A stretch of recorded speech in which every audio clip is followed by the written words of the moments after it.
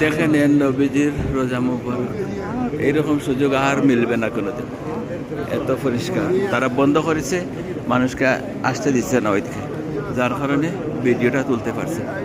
এইরকম সুযোগ আর মিলবে না।